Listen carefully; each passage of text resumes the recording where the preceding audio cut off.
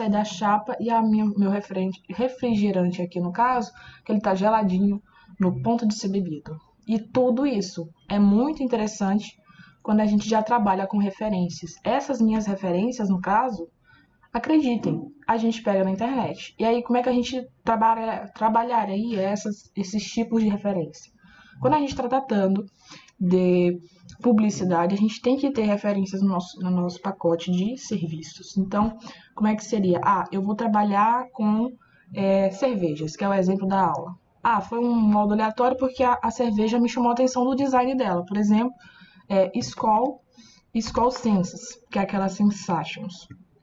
Olha só, achei muito interessante, por quê? Porque normalmente a cerveja é desse formato aqui, né? Desse formato aqui, ou então naquela long neck, ou então naqueles litrão, enfim. E aí, o design em si dessa garrafa me chamou a atenção. E aí, o que eu fiz?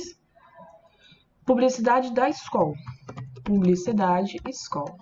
Porque quando a gente está tratando, por exemplo, uma marca que já existe, a gente também estuda muito através de marcas que também já fizeram publicidade, já fizeram coisas que já existem. Então a gente tem que pegar referências e estudá-las para ficar bacana. Então, como é que ela expõe esse meu produto? Porque, logicamente, você, como publicitário, você tem que saber de onde vêm as coisas.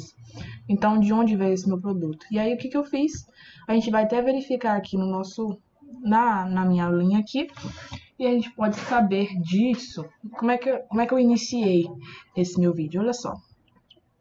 Quando a gente está tratando bem aqui, ó, logicamente eu criei primeiro a forma aqui, a shape. A shape, tá, como é que faz essa shape? Eu chego bem aqui, ó. Bem aqui em cima. Vou dar um zoomzinho para ficar melhor. Vamos ver se dá. Bem aqui. Essa minha shape bem aqui, ó. Minha shape bem aqui. Eu pego a shape. Deixa eu só confirmar se dá para ver para vocês. E não deu para ver. Como é que dá para ver? Gente, é porque eu tô com um delay aqui, tá? E meu Photoshop ele não tá abrindo. Certo, a minha carinha apareceu aqui. Perfeito. Bem aqui tem a forma shape para ser expressa. A gente cria pela essa forma shape. Aqui a gente vai saber mais sobre conceitos de arte, sobre como montar essa minha promoção. Então, beleza. Confirmando, beleza, perfeito. E aí tá. Primeiramente, eu criei o meu fundo.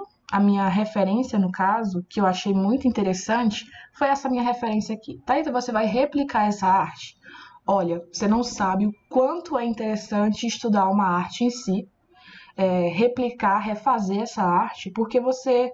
Como é que ele utilizou essa textura aqui? E aí você vai descobrindo como que ele conseguiu, por exemplo, pegar uma coisa que não era interessante, que não era padrão de ser usado, e aí você acaba desenvolvendo outras ferramentas. O que eu tô te falando por conta disso? Porque é muito simples você montar a sua arte com referência em alguma coisa. Quer dizer que você vai replicar aquela arte? Não, você vai pegar referência. Eu não estou dizendo para você copiar tudo aquilo que você faz, mas é muito mais simples você estudar uma coisa que já existe e tentar inovar em cima daquilo.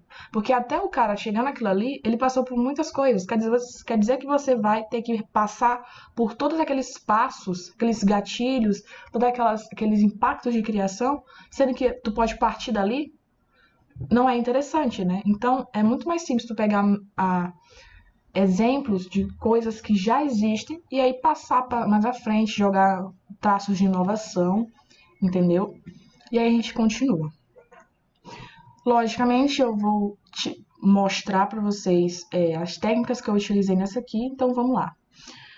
Quando a gente está tratando, por exemplo, uma referência, a gente tem que pegar a referência, tem que pegar texturas, logicamente, né? Essa minha textura eu fui, logicamente, lá na minha referência, eu transformei aqui, ó, eu peguei a minha forma preta, transformei isso aqui. Como é que eu fiz? Aquela ferramenta de shape em preto.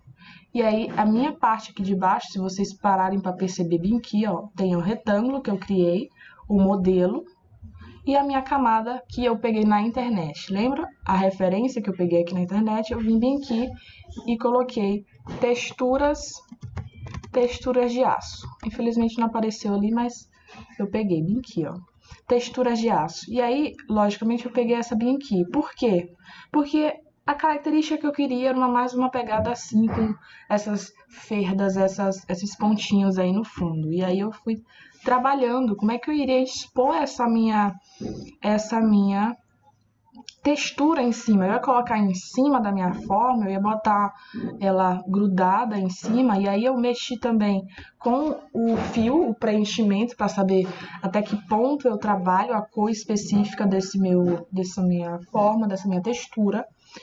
E eu fui usando o modo de mesclagem. Modo de mesclagem, o que é que vai fazer? Eu vou usar a parte dessas cerdinhas para mesclar com a minha forma. Tem hora que não dá para usar isso, como foi o exemplo que eu tive aqui uma dificuldadezinha para mesclar elas. Só que aí eu utilizei outras formas. Em vez de eu mesclar a parte de ferro, eu mesclei a parte do... Opa, foi demais. Eu mesclei a parte, bem aqui, ó, eu mesclei a parte da forma em si, eu mesclei a forma na minha textura que eu queria. E aí sim, eu fiz o fundo que eu tava querendo, mais ou menos esse fundo aqui, só que eu usei um pouquinho mais de escuro, tá? Ela ficou um pouquinho mais escura e beleza. Ajustei o tamanho delas em si. Ajustei o tamanho, logicamente isso aqui, ó, depois eu vou redimensionar todinho essa parte aqui para ajustar todo no tamanho que eu quero da minha forma. Eu vou deletar essa referência, enfim. E aí tá, eu começo a trazer as minhas referências do meu produto em específico. Esse meu produto específico, no caso, foi a cerveja. Essa minha cerveja aqui que eu peguei, peguei a cerveja Senses, então eu vou procurar a garrafa. E é bem interessante a gente tratar, por exemplo, aqui, ó. O que eu fiz? Eu não vou pegar a latinha, né? Porque eu estava em busca de um design específico, então meu produto eu já tinha escolhido.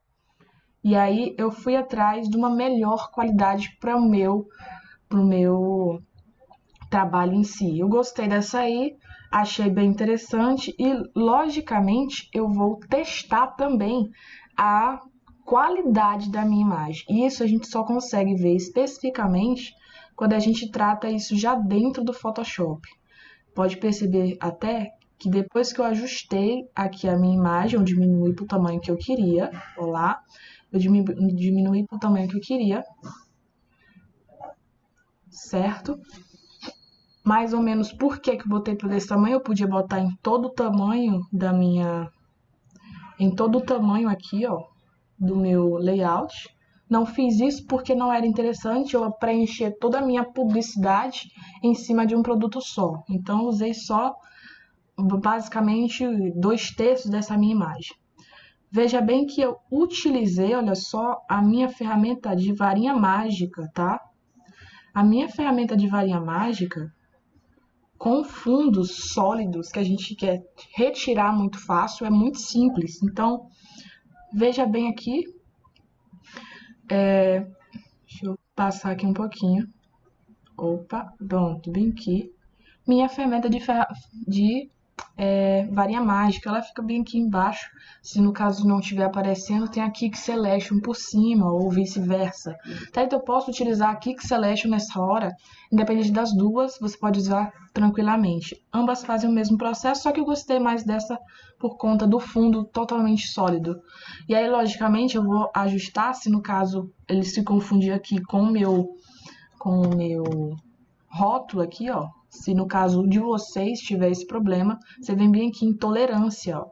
Aumenta ou diminui a tolerância que ela vai verificando a quantidade de variação dessa cor do fundo que ela vai selecionar. E aí é muito simples de você trabalhar porque ela tu também organiza o tamanho em si. E aí vamos lá. Eu selecionei o fundo e deletei. E depois que eu deletei, eu verifiquei a textura em si, de como é que ficou como é que ficou o meu corte, porque eu tenho que saber se o meu corte serve exatamente, se ele não vai ficar craqueado ou distorcido. E bem aqui, ó, usei Ctrl D para tirar a minha seleção, tá? Ó, eu tô verificando se a minha textura deu certo, se meu corte deu ok, e deu ok perfeitamente, como produto. Beleza. Eu tenho aqui no meu mostruário bem aqui, ó, 3 garrafas, certo? Só que são 3 de cores diferentes. Logicamente, primeiro eu faço uma duplicação com esse meu. Eu dou Ctrl J ou então clique e arrasto segurando o Alt. E aí eu vou ter 3 garrafas. Só que é interessante eu tratar isso aqui de uma perspectiva. Então, a do meio, por isso que eu estou ajustando aqui as minhas camadas, eu tenho que utilizar isso de uma perspectiva que a do meio, que está mais próxima de quem está assistindo, seja maior do que as demais de trás. E aí eu utilizei o Ctrl T para distorcer o tamanho, esqueci de falar no início, e a gente vai aumentar esse tamanho da minha arte sem distorcer, viu? Sem Ctrl, sem Alt, sem distorcer a minha imagem, eu vou colocar um aspecto de perspectiva.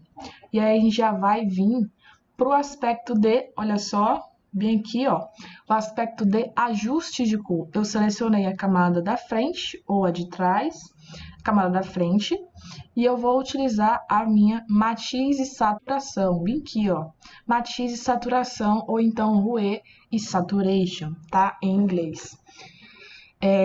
Nessa aqui, a minha, eu vou selecionar o que, Thaíta? Eu vou selecionar, ela não está em azul, e eu vou selecionar a minha nova cor que eu vou aplicar nessa minha forma. Então, eu posso pegar uma cor qualquer, uma imagem qualquer e verificar qual o tom específico que eu gosto, que eu vou querer nesse meu trabalho. Por quê?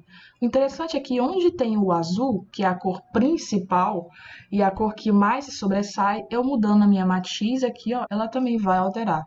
Logicamente, tem vezes que causam umas distorções que não é muito agradável de se ver, mas a gente pode trabalhar isso facilmente. Nota que ela ficou um pouquinho assim, meio estranha. Eu não gostei da textura logo de princípio. E aí eu fui mudando primeiro.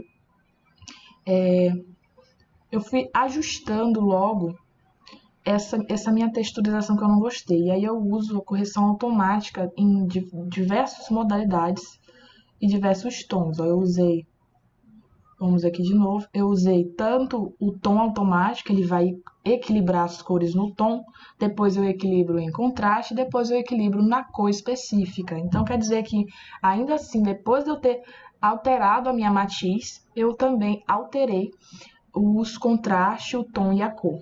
Então eu fiz isso aí com a primeira garrafa e aí eu vou fazer com todas as garrafas, tá bom? Só que nessa primeira aqui, eu equilibrei um pouco porque a cor, ainda depois de eu ter ajustado com os tons, eu ainda não curti muito esse tom de rosa, porque ficou meio esquisito. E aí eu fui ajustando manualmente mesmo, depois com o meu equilíbrio de cores. E aí a gente pode, logicamente, verificar se eu estou nos tons de sombra, tons médios ou os realces, os highlights, na verdade, e as sombras. E aí, como o que eu estava querendo mesmo era literalmente uma convergência dessas duas cores, eu usei os tons médios. Mas se por acaso fossem as sombras que estivessem me incomodando, eu usaria sombras, e fosse as luzes, eu usaria os realces ou os highlights, tá bom? E aí, vamos aqui, continuando. Beleza, isso eu faço com as 3 garrafas. Logicamente, aqui na minha referência, eu tenho 3 cores diferentes. Então, logicamente, eu vou aplicar 3 cores diferentes. E aí eu verifico tanto a saturação quanto a luminosidade. Vou avançar um pouquinho aqui, porque eu fiz exatamente a mesma coisa, só que de cores diferentes nas 3 garrafas. E aí, vamos aqui, recolorir. Olha, ó, aqui eu tive uma diferença, na verdade, por conta do verde. O meu azul não estava convergindo muito bem com o verde. E aí... Ai, eu espirrei. E aí eu tava tendo uma dificuldade, então eu testei até a opção de recolorir a minha garrafa, tá? Só que aí eu consegui ajustar num tom que